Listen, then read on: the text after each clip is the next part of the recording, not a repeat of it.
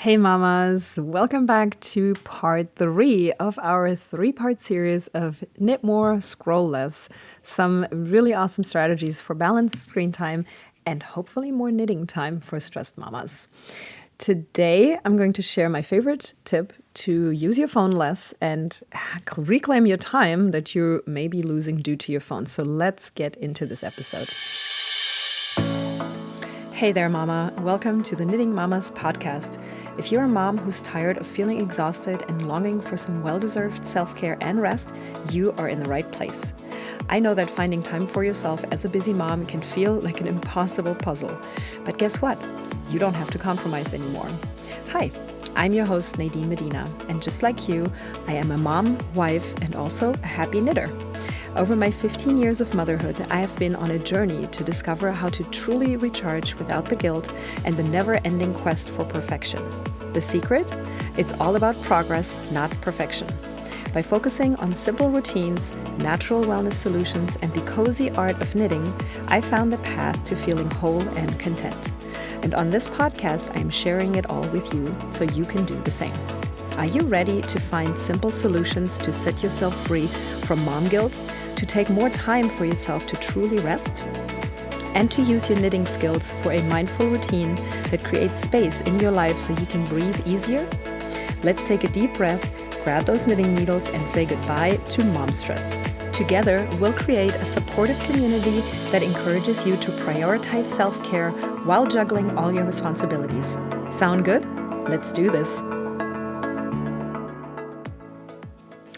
Hey, and welcome back to the last part of our 3-part series about getting control or gaining control around your screen time. I'm super excited to share this tip with you today because it is my favorite tip. I've learned it years ago from Mel Robbins. You may have heard of her. She's amazing. And honestly, this strategy has truly changed the game for me. Actually, let me just say it so that you can wrap your head around what that would look like for you. But it's definitely something that might require a little bit of adjustment for some of you. It did for me, for sure. But the tip and strategy is to not have your phone in your bedroom at night and all night long. Whew, I know. It's crazy, right?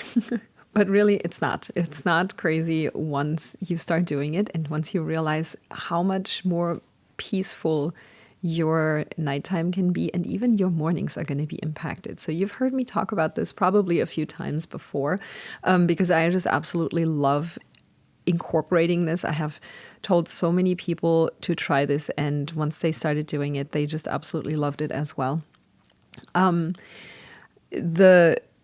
So I used to have my phone around when, I would go upstairs into my room and I would get ready for bed, and I would just literally be either listening or watching something or, I don't know, scrolling social media, and even just the simple routine before bed, like washing your face and brushing your teeth and doing your skincare and putting essential oils in the diffuser. Even that, I wasn't even fully invested in that because I was always distracted by whatever I was doing on my phone.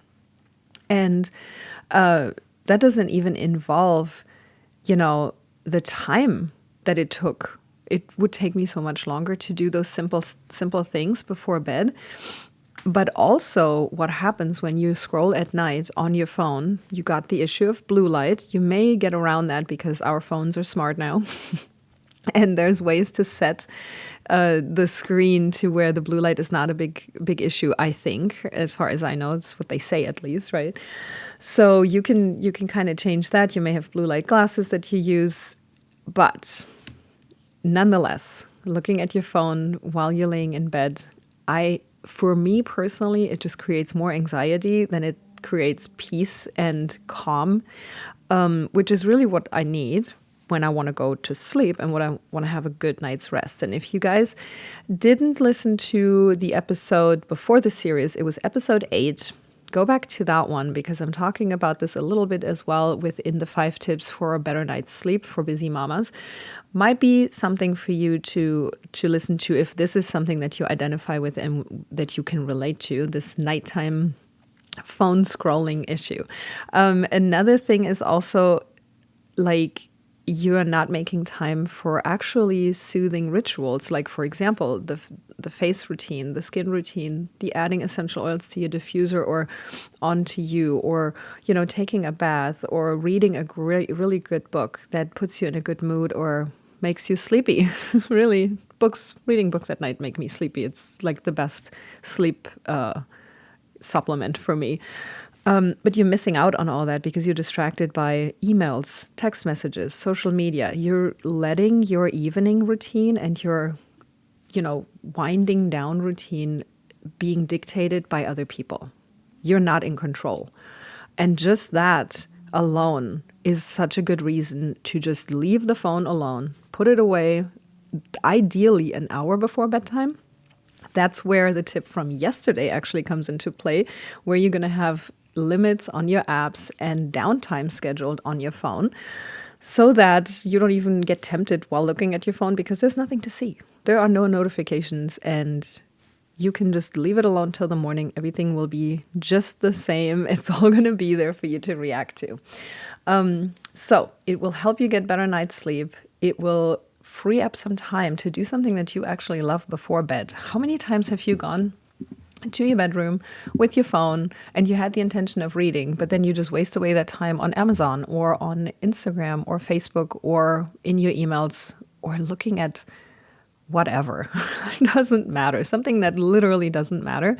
And before you know it, 30 minutes have gone by and you're like, oh, great. Now I have to actually go to sleep because I need to get up and I need to get some rest. And there goes your awesome nighttime routine that could have been knitting, that could have been reading, that could have been taking a bath or doing something soothing, a meditation, whatever it might be. And it's funny because why do we go into the phone instead of doing those things that we know are going to be so good for us? It is interesting, isn't it? Why don't we just do those things that we know are going to serve us much better than scrolling our phone? But we as humans just go for the thing that's the easiest in the moment, and grabbing your phone and scrolling on Instagram or going into Amazon and looking in your cart and what you have in there and reading a bunch of reviews and whatever else we end up doing, we go from one thing to the next the entire time. It's just so much easier than saying, I'm going to stretch now and I'm going to meditate now and I'm going to really slow down and do my face routine. I always say, you know what, I'm too tired to wash my face. But then I sit down and I look at my phone for like 15 minutes and I'm like, really? I was not too tired to do that. So again, try this out. Take your phone into either a different room. If you feel uncomfortable leaving your phone in a completely different floor of your house. Like, for example, I leave mine literally downstairs. My bedroom is upstairs. I leave my phone downstairs. It charges there overnight. And I don't have the temptation of ever looking at it in the evening, but also not in the morning. So I can get ready, I can take a shower and, be dressed and feel like I can tackle the day before I even have a chance to look at my phone because it's not even here.